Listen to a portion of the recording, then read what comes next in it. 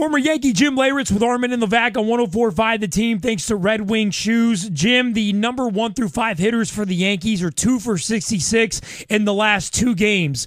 How the hell does that happen, Jim Leyritz? Well, this is what we talked about earlier, I think 2 weeks ago, is the fear of the Yankees probably peaking too soon. When all of a sudden things got hot, and then now with a couple of injuries, all of a sudden collectively hitting-wise, they've gone into a pretty big slump. How do you fix that? Like, how do you pull out of that slump? You know what? You just got to show up the next day and battle again. I mean, one of the greatest things that Joe Torre always was able to do with us and talk to us about was, you're only as good as your next day's starter. So after the first game's over, let's just say you got dominated by Randy Johnson, you know what? The next day is going to get easier, and come back with a positive attitude and be ready to play. So I think that's kind of what Girardi has to do with these guys and try to say, listen, we could turn this thing around, with one good game. And, unfortunately, they're falling at the same time this Toronto Blue Jay team is getting hot. Yeah. So how concerned are you about the Yankees' offense right now? It's a short-term problem. How concerned are you that it will be a long-term problem? I don't get too worried until August 31st. The last month of the season is really the time to start getting worried and try to figure out. I mean, again, I always remind people, let's look back to where we thought the Yankees would be this year, right now at this point, and I can guarantee you no one said first place or second place. We figured the Yankees were going to finish at the bottom of the pack. So they're doing pretty good for what they have. Unfortunately, Miller blows a save the other day. The Stances seems to be getting a little bit too much. So those things are going to start to come to light, and hopefully they can maneuver their way through it. But right now, like you said, the biggest concern, I was up there for the whole Toronto series. Their offense is not very good. And you know what? I watched the R.A. Dickey game, and I said, okay, with a knuckleballer and the wind was blowing in, it was probably going to be a good night for R.A. But the other two guys, there's no way that the Yankees should not have hit those guys. No, Jim, I was kind of where you were, where it's like, all right, well, I didn't expect this from them this year anyway, but when they get to the point where they're like 7 games up and 90 runs over 9 games and the starters are all pitching better than we anticipated, at some point I bought in. You can't, as a team, like Girardi and the guys, they can't use the excuse we're ahead of schedule anymore, can they?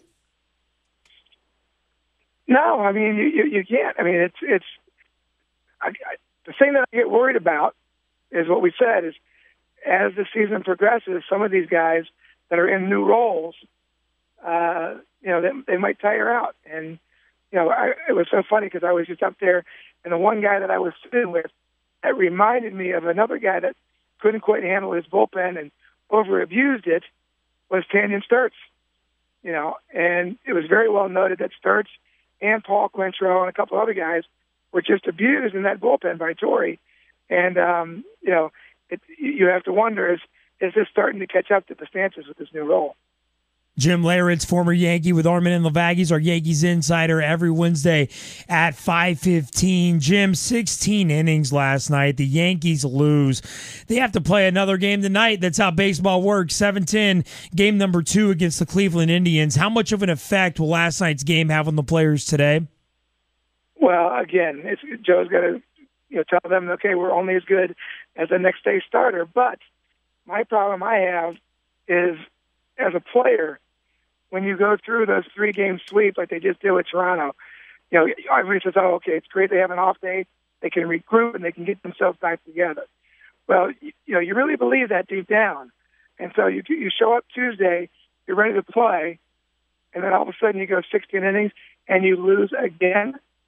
That could cause that mental state going into, okay, how are we going to lose today instead of how are we going to win today? And then that's the biggest fear I think Girardi has to overcome with those guys, is that they're not coming in there with, okay, how are we going to lose this game today, and come in with the attitude of how are we going to win today. When you play 16 innings one night, how tired are you the next day? Well, if I don't hit a 15th inning walk-off home run, I feel pretty tired. Yeah, the so momentum, when I caught the 15 innings in Seattle, I was ready to play the next day just because, you know what, we won, and it was a different feeling. When you lose that game, like I said, and you're coming off a 3-game sweep at home, this could be something that could cause a quick tailspin, and Girardi's got to figure out a way to get these guys motivated and to start thinking, you know, how are we going to win today and not how we're going to lose. Do you have a game in your career that went extras that you'll forever remember just how long it went? Well, the 15th inning in Seattle. I always remember the good ones. Yeah, there you go. You know, but now I remember playing, I can't remember if it's 18 or 19 innings, and I can't remember the team, but I remember playing 18 or 19 innings. A couple guys were 0 for 10 and 0 for 9, but we won. So when you win, it's a whole different feeling. And like I said, I've never been on that end to where we've lost, a game that I played every inning in, and could tell you, the next day after I lost, I didn't feel real good. Most of the games that I played in that were extra innings, we ended up winning. And I probably didn't start most of them. I probably came in at the end. All right, let me get some positive news out of you. What are your thoughts so far on the young man, Luis Severino, and his 2 starts in the bigs? I think he's looked good. One of the things that I'd like to see is he's not intimidated. He's using all of his pitches, and he pitches with the confidence of somebody that's been there before. And I think, this kid is all that he was advertised to be. And the biggest question was when he gets to New York, will he be able to handle that limelight? And so far, so good. Jim, we were talking about the Yankees batters not doing that well, but on top of that is a new look Mark Teixeira, where he publicly calls out third base coach. Looks like he's going to fight a fan for pushing on his arm. What are you seeing in Mark Teixeira this year? Is this more passion, anger? What is this? I think it's a combination of both. I think, he's probably tired of the way people have talked about him over the last 2 years, including myself. And just about, he's came this year to prove. I mean, honestly, guys, all off season, that's all the experts and the pros and all the TV people were talking about was this guy can't play a whole season. This guy can't put the numbers up.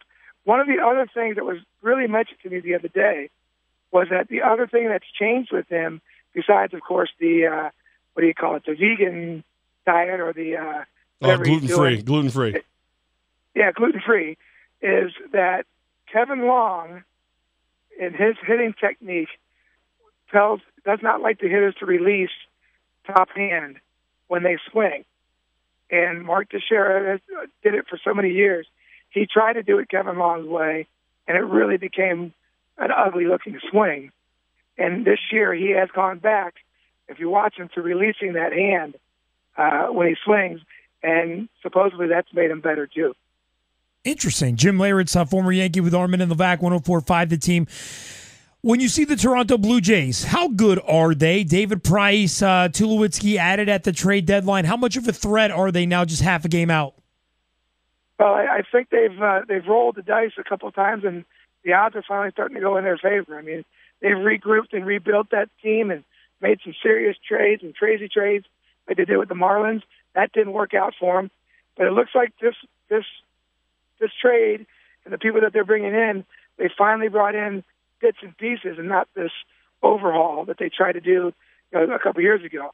I'm telling you right now, I look at that lineup. If I'm the opposing team, I'm scared because the bats in that lineup, Josh Donaldson, who I think right now is probably the leading candidate for MVP. You got him. You've got Tulowitzki's in there now. Encarnacion and Batista. I mean, that lineup, 1 through 7, is tough. And, to me, I would not want to be facing them.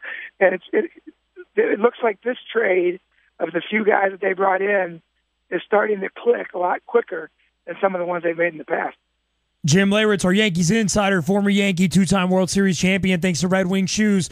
Jimmy, next week, Levack next Wednesday. Levack is out on vacation. I am actually going to be at the Yankee game, and producer Gaz is going to be doing the show by himself. Start praying for him now. So, are you going to be at the Yankee game next Wednesday with me? Yes, I will. Woo! What's up, Jimmy Leyritz? Next question. Can you get me tickets? What is the date on that? The hell if I know. Let's see. It's a good one. It's the 19th, right? Yeah, 19th, yeah. Wednesday the 19th. Yep. I get in at 6 o'clock in the morning. I'll be there. Perfect. All right, so you and I will be hanging out in a suite. I'll What let you know is where I'm this? at next Wednesday, and we'll FaceTime Jeff Levack because he just got an iPhone. There you go. Jim, I'm just Welcome to the saying. world. Welcome to the world. Jim, if you insist, I'll take a pair of tickets. I'm fine with it. You're Okay, you want to take the day off and come? All three of us will go. Yeah. I think you're busy, man. You got a busy day off playing Home Depot, Bed Bath & Beyond. I don't know if you have enough time. Jim Leyritz, Yankees Insider with Armen and Levack. Armen's big leaguing me here. Thanks to Red Wing Shoes. Next week, you'll be talking to guys again. Prayers with you, my son. What are you up to, man? How's your week? How's life? Everything good? How's your son's surgery? Well, his son, his is going well, but I'll find out in about an hour whether or not I'm going to go back on the ice. I played too many softball and golf outings the last 10 days that I was up there, and I had to go get my rotator and my labrum checked in my left shoulder because we had a little home run contest with the softball, and I won, but my shoulder didn't. Wow. You know what's funny? Anyway. Yeah, well, it's funny. Producer Gaz goes, hey, does Jim Leyritz have a medical condition? And I go, why? Well, every time I call him, he's like leaving the doctor the last week. I'm concerned about him. He's like, I'm worried about his life right now. Is he all right? So there you go. Yeah. The body's not as nimble as it used to be, Jimmy.